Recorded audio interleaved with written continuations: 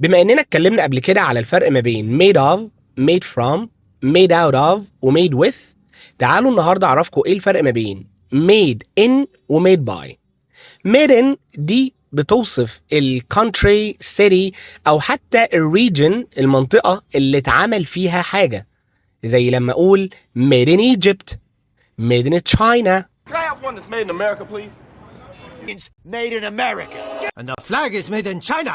Wine is made right here in California. لكن made by دي بتوصف البروسيس او العملية اللي اتعمل بيها شيء، زي لما اقول it's made by hand، برضو عشان اوصف الكمباني او الشخص اللي عمل حاجة معينة، زي لما اقول it's made by Microsoft او it's made by John.